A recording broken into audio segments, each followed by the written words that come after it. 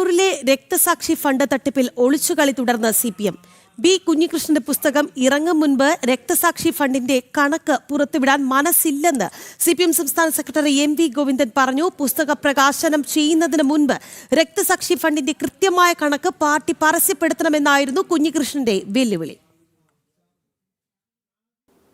എൻ്റെ അന്വേഷണത്തിൽ ഇത് കീഴേ പറയും, എൻ്റെ പുസ്തകം പുറത്തു വരട്ടെ, എൻ്റെ പുസ്തകത്തിൽ ആ കണക്കുകളെല്ലാം ഉണ്ടല്ലോ, അപ്പോൾ അത് വെച്ചുകൊണ്ടൊരു കണക്ക് തയ്യാറാക്കി നമുക്ക് കീഴേ വിശദീകരിക്കാം എന്ന നിലപാടാണ് പാർട്ടിക്കുള്ളത് എന്നാണ് മനസ്സിലാക്കാൻ കഴിയുന്നത്. പാർട്ടിയോട് എനിക്ക് അഭ്യർത്ഥിക്കാനുള്ളത്, കഴിയുമെങ്കിൽ എൻ്റെ പുസ്തക പ്രകാശന ചടങ്ങിന് മുമ്പ് ഈ കണക്കുകൾ ജനങ്ങളെ അറിയിക്കാൻ സന്നദ്ധമാകണം എന്നാണ്. കാരണം ഇതിൻ്റെ കണക്കൊക്കെ പാർട്ടിയുടെ കയ്യിലുണ്ടാവുമല്ലോ.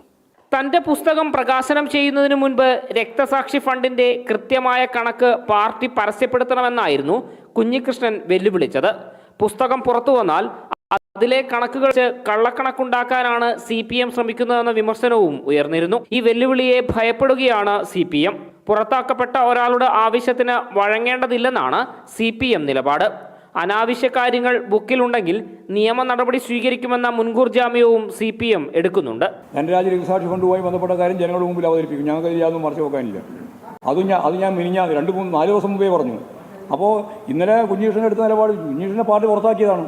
പിന്നെ കുഞ്ഞികൃഷ്ണനെ പാർട്ടി പുറത്താക്കി കുഞ്ഞികൃഷ്ണനെ മഹത്വവൽക്കരിച്ചിട്ടാണോ സംസാരിക്കുക? വിമർശനാത്മകമായ രീതിയിൽ പറഞ്ഞിട്ടുണ്ട്. അദ്ദേഹത്തെ ചീത്ത പറയാനൊന്നും പോയിട്ടില്ല. നല്ല രീതിയിൽ പയ്യന്നൂരിൻ്റെ പാരമ്പര്യം പറഞ്ഞുകൊണ്ട് കമ്മ്യൂണിസ്റ്റ് പാർട്ടിയെ തകർക്കുന്നതിന് വേണ്ടിയോ ഇടതുപക്ഷ പ്രസ്ഥാനത്തെ തകർക്കുന്നതിന് വേണ്ടിയോ ഒരു കുഞ്ഞികൃഷ്ണന് സാധിക്കില്ല എന്ന കൃത്യമായ കാര്യം ഞാൻ പറഞ്ഞു. അതിൻ്റെ കൂടി പ്രതികരണമാണ് ഇന്നലത്തെ സ്വീകരണ യോഗം എന്ന് പറഞ്ഞു. അത്രയേ പറഞ്ഞിട്ടുള്ളൂ. പുസ്തകം പുറത്തിറങ്ങുമ്പോൾ പാർട്ടിക്കെതിരെ ഉയരുന്ന ആരോപണങ്ങളെ നേതൃത്വം എങ്ങനെ പ്രതിരോധിക്കും തന്നെ അറിയണം. ജനം, കണ്ണൂർ.